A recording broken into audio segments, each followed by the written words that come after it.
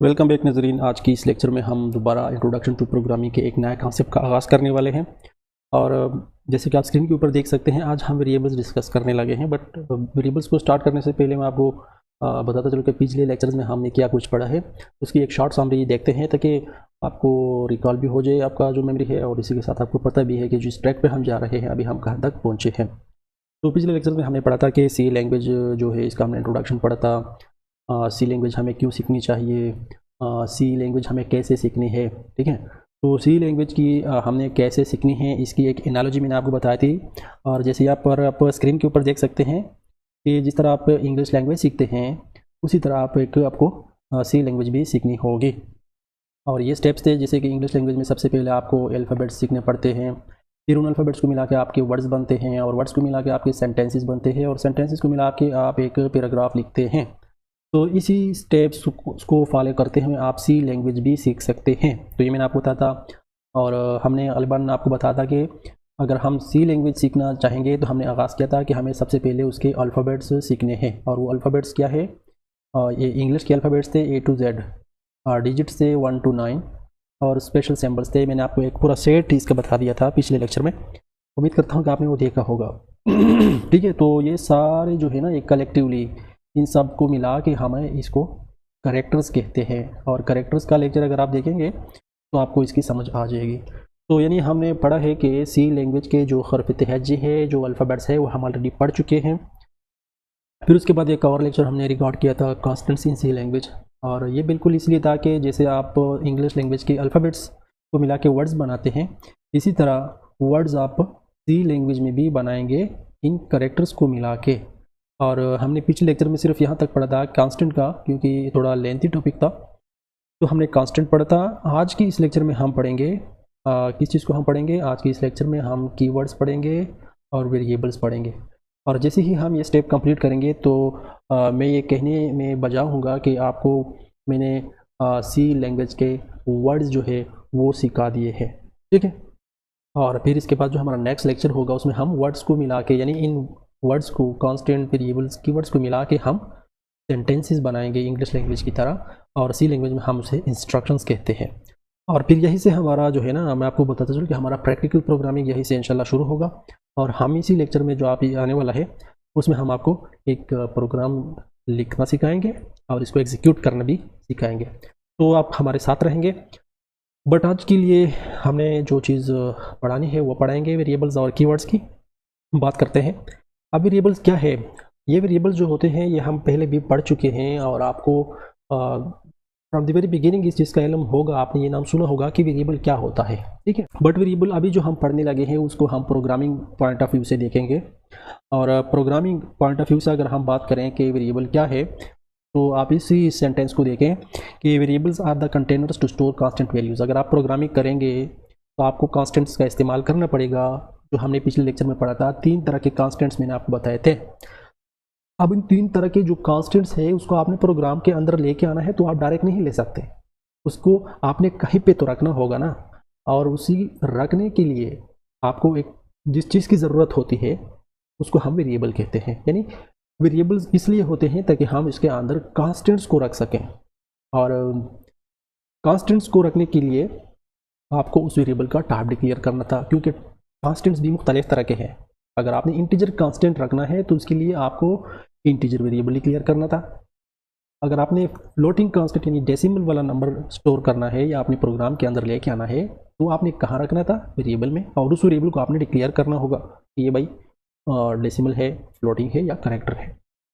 तो the point what I am saying is that के variables हम इसलिए इस्तेमाल करते हैं ताकि हम उसके अंदर कांस्टेंट वैल्यूज़ रख सकें। इसी तरह हाँ, as for the primary constants, जैसे हमने प्राइमरी कांस्टेंट पढ़े थे 3 तरह, ठीक है, इंटीजर, फ्लोटिंग यानी कि रियल कांस्टेंट, और कैरेक्टर कांस्टेंट्स।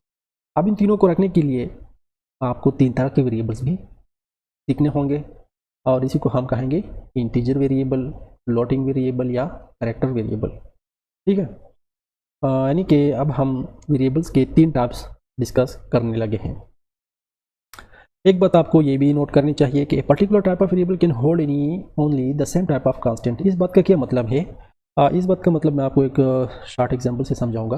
یہ کہتا ہے کہ فار ایگزامپل اگر آپ نے ایک آپ کے پاس ویریبل ہے، فار ایگزامپل ایکس آپ کے پاس ویریبل ہے اور آپ پروگرامنگ کے اندر یہ سب کچھ کر رہے ہیں، تو ایکس کو آپ کو یہ تو پتہ ہے، ٹھیک ہے، کہ اگر آپ نے ایک ویریبل لکھا ہے تو اس کو آپ نے ڈکلیئر کرنا ہوگا کہ بھائی اسی ویریبل کے اندر میں نے کیا رکھنا ہے. ایکس کے اندر میں نے اگر فرض کریں انٹیجر ویلیو رکھنی ہے تو میں یہاں پر اس کے ساتھ ڈکلیریشن کروں گا انٹ کا، ٹھیک ہے.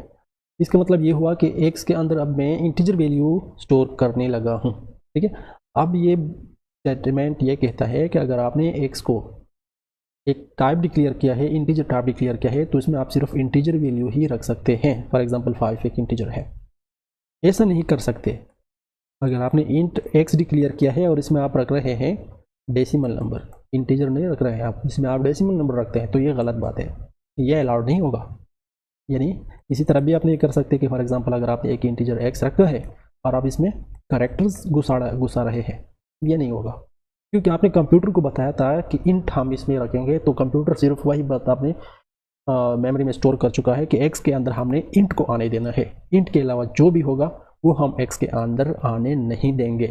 یہی کانسیپٹ ہوتی ہے اور یہی مقصد ہے اس اسٹیٹمنٹ کا کہ اگر آپ نے ایک ویریبل کو فار ایگزامپل اگر آپ نے فلوٹ رکھا ہے، پھر کیا ہوگا؟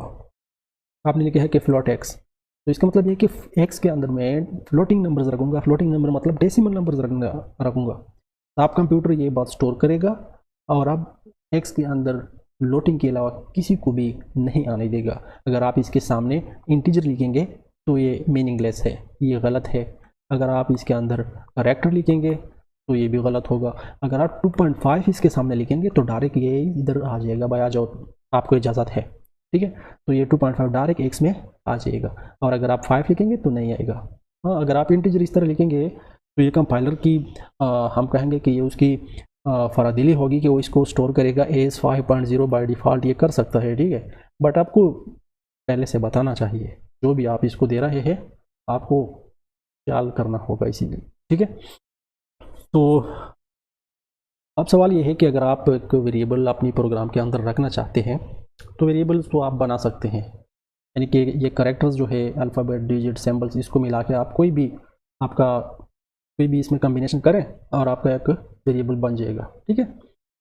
لیکن سوال یہ ہے کہ یہ کمبینیشن ہمیں کیسی کرنی ہے، یہ بہت امپورٹنٹ چیز ہے. اگر آپ غلط کمبینیشن کریں گے تو ہو سکتا ہے کہ وہ کمبینیشن تو ہو لیکن آپ کا ویریبل ڈکلیئر نہ ہو جائے.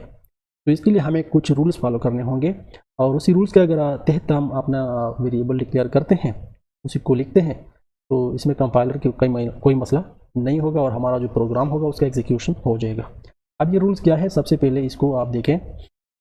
لیکن ایک بات آپ کو نوٹ پہلے سے میں بتانا چاہوں گا کہ اگر آپ ان رولز کو نوٹ کریں گے جو میں ابھی آپ کو بتانے لگا ہوں، ٹھیک ہے، تو یہی رولز جو ہے یہ آل ٹائپس آف ویریبلس کے اوپر اپلائی ہوتے ہیں. مطلب یہ ہے کہ پھر آپ کو کوئی ٹینشن لینے کی ضرورت نہیں ہے کہ میں اگر انٹیجر ویریبل لکھتا ہوں تو اس کے کون سے رول ہے، میں اگر فلوٹنگ ویریبل لکھتا ہوں تو اس کے کون سے رول ہے، کریکٹر ویریبل کے لیے کون سے رولز ہیں. نہیں، سب کے لیے یہی رولز ہے جو کہ ابھی میں آپ لوگوں کو پڑھانے لگا ہوں.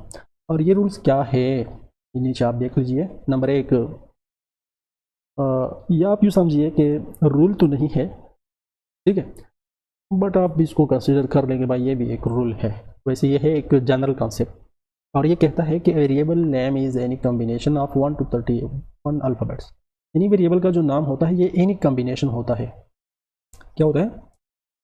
یہ اینی کمبینیشن ہے، مطلب کچھ بھی آپ کمبائن کریں گے تو ایک ویریبل بن جائے گا. اور یہ کمبینیشن کیا ہوتا ہے، یہ ایک کریکٹر کا بھی ہو سکتا ہے اور زیادہ سے زیادہ 31 کریکٹرز کا بھی ہو سکتا ہے، ٹھیک ہے. اور اسی کمبینیشن میں کیا ہوگا، یہ الفابیٹس بھی ہو سکتے ہیں، پیور الفابیٹس، ٹھیک ہے. الفابیٹس کے ساتھ ڈیجٹس بھی ہو سکتے ہیں یا انڈرسکور بھی ہو سکتے ہیں، ٹھیک ہے. تو مطلب یہ ہے کہ جو کریکٹرز ہم نے پڑھے تھے پچھلے لیکچر میں، ان کریکٹرز کو ملا کے آپ کسی بھی طریقے سے اگر آپ اس کو ملا دیں تو ایک ویریبل ڈکلیئر ہوگا. But there is some exceptional cases جس کو آپ نے اپنی ذہن میں رکھنی ہے. اچھا آگے بڑھتے ہیں. سم compilers allow variable names whose length could up to 247 characters. یہاں پر ہم نے بات کی کہ ایک ویریبل کی جو نیم ہوتی ہے وہ زیادہ سے زیادہ کم سے کم ایک کریکٹر یا زیادہ سے زیادہ 31 کریکٹرز کا کوئی بھی کمبینیشن ہوگا. لیکن کچھ کمپائلرز ایسے بھی ہوتے ہیں جو کہ 31 سے زیادہ آپ کو الاؤ کرتے ہیں، مطلب آپ 247 تک کریکٹرز اس میں کمبائن کر کے آپ ایک ویریبل کا نام رکھ سکتے ہیں، لیکن ہمیں اتنے لمبے لمبے نام لکھنے کی ضرورت نہیں ہے، ٹھیک ہے. اگر میں نام رکھوں گا جیسے کہ فار ایگزامپل لیٹ سپوز میرا نام ہے اسد، تو میرا نام یہی کافی ہے اور کریکٹرز اس میں کافی ہے، ٹھیک ہے. میں اس کی جگہ اگر 250 کریکٹرز کا ایک نام رکھوں گا تو وہی اتنے بڑے بڑے نام کون یاد رکھ سکتا ہے، ٹھیک ہے. یہ ایک ویسٹ آف ٹائم ہے، ویسٹ آف میموری ہے، اور یہ کنفیوژن کریٹ کریں گے آپ کے لیے، تو اتنی آگے جانے کی ضرورت نہیں ہے. بٹ احتیاطاً آپ کو صرف ذہن میں یہ چیز بٹھانی چاہیے کہ ویریبل کا نام آپ کم سے کم ایک کریکٹر اور زیادہ سے زیادہ 31 کریکٹرز کا کمبینیشن آپ اس میں لے سکتے ہیں، اور کہیں کہیں آپ 247 بھی الاؤ کرتے ہیں، لیکن یہ ہر کمپائلر اس چیز کو الاؤ نہیں کرتا. یہ اسپیشل کمپائلرز ہوتے ہیں جس میں آپ اتنے بڑے بڑے نام بھی رکھ سکتے ہیں، but this is not a good practice. ہمیں کوشش کرنی ہوگی کہ 31 تک اپنے آپ کو محدود رکھیں، اور 31 میں بھی ہم کوشش کریں گے کہ جتنا کم سے کم ہمارا کمبینیشن ہوگا اتنا ہی ہمارے لیے بیسٹ ہوگا. یہ چیز دوسری بھی ہے کہ the first character in the variable name must be an alphabet اور انڈرسکور. اچھا، یہ تو میں نے آپ کو بتایا نا کہ ویریبل کا جو نام ہوتا ہے یا جو ویریبل ہوتا ہے یہ کمبینیشن ہوتا ہے کم سے کم ایک یا زیادہ سے زیادہ 31 کریکٹرز کا. اب سوال یہ ہے کہ یہ کمبینیشن جب ہم کریں گے تو ہم کیسے یہی مین وجہ ہے جس کے لیے ہم آج یہ رولز پڑھتے ہیں کہ ایک ویریبل کا نام لکھنے کے کیا کیا رولز ہے. بیسکلی یہ جتنے بھی رولز ہے یہ سارے رولز جو ہے نا یہ اس کمبینیشن کے لیے ہے کہ الفابیٹس کو ملا کے جو ورڈز آپ بناتے ہیں سی لینگویج کے، یہ کس رولز کے تحت ہمیں بنانے چاہیے، ٹھیک ہے. تو رول یہ ہے کہ the first character in the variable name must be in alphabet یا انڈرسکور مطلب یہ، ٹھیک ہے. تو اس کا مطلب یہ ہے کہ اگر آپ ایک ویریبل کا نام رکھتے ہیں، جیسے کہ فار ایگزامپل میں انٹیجر ٹائپ کا ایک ویریبل ڈکلیئر کرتا ہوں ایوریج، جس میں ہم ایوریج مارکس ایک اسٹوڈنٹ کے کیلکولیٹ کر کے اسٹور کرتے ہیں. تو ایوریج ایک ویریبل ہے. اب اس ویریبل کی لینتھ اگر آپ دیکھیں 1 2 3 4 5 6 8 کریکٹرز ہے اس میں، ٹھیک ہے. اور ان 8 کریکٹرز میں یہ بات آپ نوٹ کریں کہ یہاں جو فرسٹ کریکٹر ہے وہ کیا ہے. باقی کو چھوڑیں، بعد میں کچھ بھی ہو سکتا ہے، لیکن فرسٹ کریکٹر اگر آپ دیکھیں تو یہ اے ہے اور اے ایک الفابیٹ ہے. تو یہ رول یہ کہتا ہے کہ آپ جب بھی ویریبل کا نام لکھتے ہیں تو سب سے پہلے اس کا جو سب سے پہلا کریکٹرز ہوتا ہے یہ ضروری ہے کہ یا تو وہ انگلش الفابیٹ ہو، یا اگر آپ چاہیں تو اس کے جگہ انڈرسکور بھی لکھ سکتے ہیں، یعنی اس طرح بھی آپ لکھ سکتے ہیں کہ انڈرسکور ایوریج.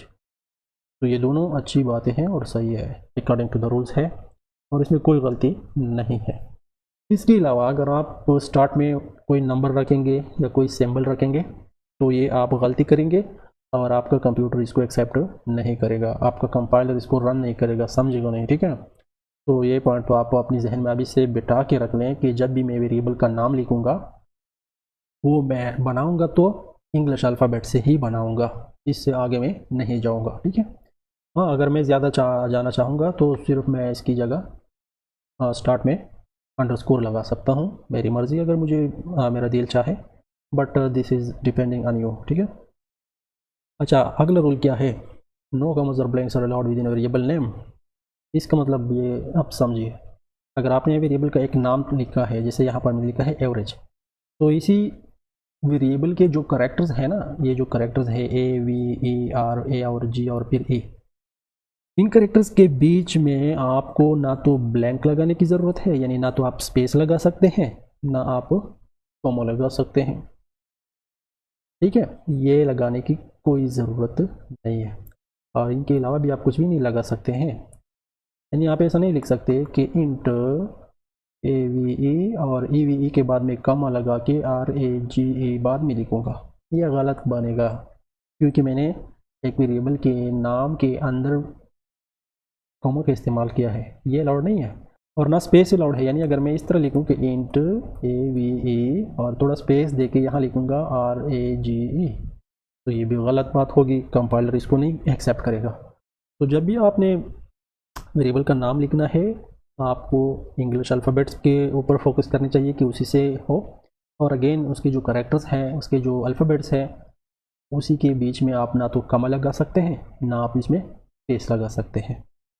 تو سوال یہ ہے کہ پھر ہم اگر لگانا چاہیں تو کیا لگا سکتے ہیں؟ تو اس کے لیے اگلا رول دیکھیے، no special symbol other then N underscore can be used in a variable name. اگر آپ سمبل کی بات کریں اور چاہیں کہ میں اسی نمبر یا نیم کے اندر میں نے سمبل کا استعمال کرنا ہے، ڈیجٹس آپ کر سکتے ہیں، ٹھیک ہے، لیکن یہاں بات ہو رہی ہے سمبل کی۔ تو سمبلس تو میں نے آپ کو بتایا تھا، تقریباً ایک لسٹ میں نے آپ کو پرووائڈ کی تھی، تو بھائی سمبل الاؤڈ نہیں ہے۔ یہ دیکھو، no special symbol other then in underscore can be used in a variable name. Variable کی نام کے اندر، اس کا مطلب یہ ہے کہ ان the between of the characters of variable name, variable کا جو نام ہے اس کے کریکٹرز کے بیچ میں کوئی بھی اسپیشل سمبل آپ نہیں لگا سکتے ادر دین این انڈرسکور۔ اگر آپ لگا سکتے ہیں تو صرف ایک چیز ہے جس کا نام ہے انڈرسکور، یعنی آپ ایسے لکھیں انٹ AVE اور یہاں آپ لکھیں انڈرسکور RAGE، تو یہ صحیح ہوگا۔ اسی کے علاوہ آپ انڈرسکور کے علاوہ کوئی بھی سمبل اس کے کریکٹرز کے بیچ میں نہیں لگا سکتے، نہ آپ اس کے شروع میں، نہ آپ اس کے آخر میں، نہ آپ اس کے بیچ میں ڈال سکتے ہیں۔ تو ان تمام رولز کو اگر دیکھا جائے تو اس کا ایک مطلب نکلتا ہے، جو اسٹیٹمنٹس میں آپ کو سمجھانے کی کوشش کرتا ہوں۔ اس کا خلاصہ یہ ہے کہ اگر آپ نے ویریبل کا نام رکھنا ہے تو آپ A سے لے کر Z تک جو الفابیٹس آپ کے پاس ہیں اسی کو یوز کریں، ان میں سے کوئی بھی کمبینیشن آپ لے لیں، دیٹ از ویلڈ۔ ہاں، اگر آپ اس کے ساتھ کچھ اور استعمال کرنے کی کوشش کرتے ہیں تو وہ صرف ایک چیز ہے اور وہ ہے انڈرسکور۔ آپ انڈرسکور لگا سکتے ہیں، اسی کے علاوہ نہ آپ کو نمبرز لگانے کی اجازت ہے، میں بھی نمبرز آپ لگا پائیں بٹ سمبلس تو آپ سوچے ہی نہ، ایکسیپٹ دی انڈرسکور، ٹھیک ہے۔ اور ایک سجیشن یہاں پر میں آپ کو دے رہا ہوں، سجیشن یہ ہے کہ always use a meaning full variable instead of ordinary. اگر آپ نے ویریبل کا نام لکھنا ہے تو آپ اس کو میننگ فل بنائیں، بجائے اس کے کہ آپ کوئی بھی کمبینیشن لکھ دیں، یعنی کوئی عام ویریبل اس کو ڈکلیئر کر دیں۔ جیسے کہ فار ایگزامپل میں ایک اسٹوڈنٹ کی GPA کیلکولیٹ کر رہا ہوں اپنی پروگرام کے تھرو۔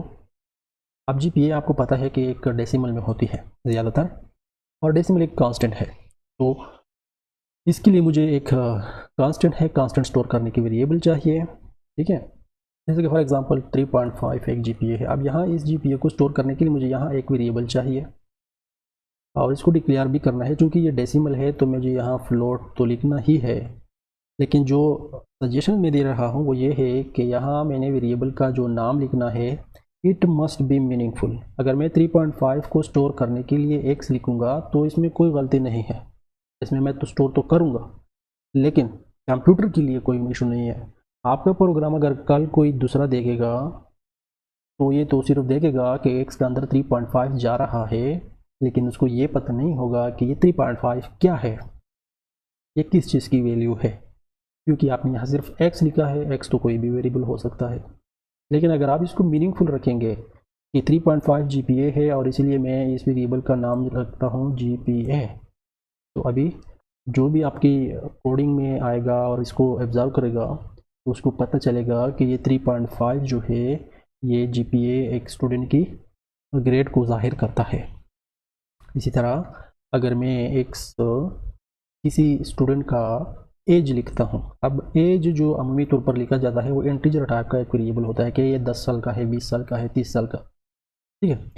تو فار ایگزامپل ایک اسٹوڈنٹ ہے جس کی عمر 18 ایئرس ہے اور 18 ایک انٹیجر ہے، تو اس کی جگہ مجھے یہاں ایک ویریبل چاہیے جس کی ٹائپ انٹ ہو۔ اب یہ 18 سٹور کرنے کے لیے میں چاہوں تو کوئی بھی A سے لے کر Z تک الفابیٹ لکھ سکتا ہوں، لیکن اگین اس کو میننگ فل بنانے کے لیے میں یہاں اگر لکھوں کہ AGE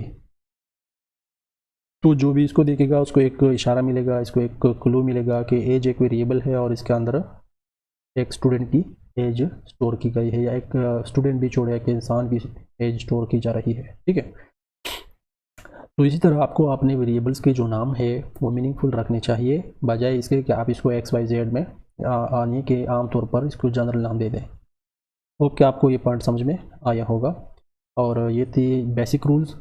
जब भी आप कोई वेरिएबल का नाम डिक्लेयर करें तो इन रूल्स को मद्देनज़र रखें कि इसकी जो लेंथ है, यहाँ पर आप देखिए 3 कैरेक्टर्स है इसमें, यहाँ भी 3 कैरेक्टर्स हैं। कोशिश करें कि आप छोटा सा नाम इसमें रखें, ज़्यादा लेंथी नाम ना दें। शुरू में आपको फर्स्ट जो कैरेक्टर्स होता है आपके नेम का, ये कोशिश करें कि इंग्लिश अल्फ़ाबेट्स का भी ही हो कोई, लेकिन अगर आप इससे हट कर देना चाहें तो आप सिर्फ अंडरस्कोर लगा सकते हैं, ठीक है। बीच में अगर आप कुछ लगाने की कोशिश करना चाहें तो भी सिर्फ आपको अंडरस्कोर लगाने की इजाज़त है, नंबर और इस तरह दूसरा सिंबल लगाने की कोई इजाज़त नहीं होगी। और इसी तरह आप स्पेसेस ना दें, कॉमर्स नहीं लगा सकते, ठीक है। तो ये चीज़ें आपको अपनी जहन में रखनी है, और इंशाल्लाह जब आप इसको प्रैक्टिकल करेंगे तो ये चीज़ आपको मज़ीद क्लियर होगी। अब थोड़ा बात करेंगे कीवर्ड्स की, और इसी के बाद अपने लेक्चर का अख्ताम करते हैं। कीवर्ड्स आपको यहाँ नाम से मालूम होना चाहिए कि यार ये तो वर्ड्स है, और ये वर्ड्स कौन से है, ये अमूमी तौर पर इंग्लिश वर्ड्स है, ठीक है। लेकिन ये ऐसे इंग्लिश वर्ड्स हैं जो एक ख़ास मायने रखते हैं, और वो ख़ास मायने जो है वो हमारे लिए नहीं है, वो कंप्यूटर के लिए है। तो इसीलिए आप फर्स्ट पॉइंट को अगर देखें तो आपको अंदाज़ा हो जाएगा कि कीवर्ड्स क्या है। तो keywords are the words, keywords words होते हैं उस meaning has already been explained, जिसका मतलब, जिसके मानी पहले से पता होता है, एक्सप्लेन हुई होती है इसको टू द सी कंपाइलर, यानी जिस प्लेटफॉर्म के ऊपर आप कोडिंग करते हैं उसी कंपाइलर को पहले पता होता है कि इस वर्ड का ये मकसद है। वहाँ आपको ये बताने की ज़रूरत नहीं पड़ती कि ये वर्ड है, तो आप कंप्यूटर को समझाएंगे कि इसका ये मतलब है। ये ऐसे वर्ड्स होते हैं जो कंप्यूटर पहले से जानता है। इन ब्रॉडर सेंस अगर आप इसको कहें तो आप ये भी कह सकते हैं कि कीवर्ड्स ऐसे वर्ड्स होते हैं जो कंप्यूटर को पता है। कंपाइलर की बात जगह आप कंप्यूटर का जिक्र भी कर सकते हैं, एक ही बात है।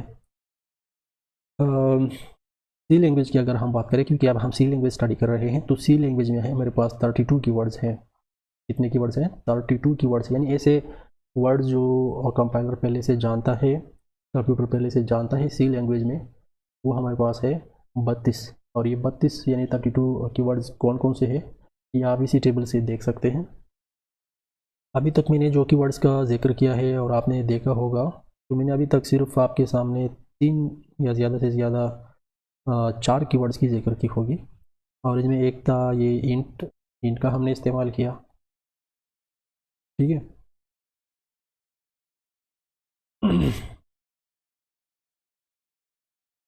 इंट हमने डिस्कस की थी, फ्लोट हमने आपके सामने लिखा था, और कर का जिक्र हमने किया है पिछले लेक्चर में। बाकी जितने भी कीवर्ड्स हैं इसको हमने अभी तक डिस्कस नहीं किया, लेकिन इंशाल्लाह अभी टाइम हम इसको डिटेल में पढ़ेंगे। तो ये ऐसे वर्ड्स हैं जिससे कंप्यूटर को पता चलता है कि इसका क्या मानी है। जैसे कि हमने पढ़ा था कि int x is equal to, यहाँ पे इंट एक्स लिखते हैं तो इसका कंप्यूटर को डायरेक्ट पता चलता है कि एक्स एक वेरिएबल है और ये इंटीजर वैल्यू स्टोर करता है। तो कंप्यूटर हाई अलर्ट रहता है इस एक्स के बारे में कि एक्स के सामने जब भी कुछ लिखा जाएगा मैं उसको देखूंगा, अगर वो 5 है फॉर एग्जांपल, एक इंटीजर है, तो डायरेक्ट मैं इसको अंदर आने की इजाज़त दे दूंगा और वो एक्स में आ जाएगा।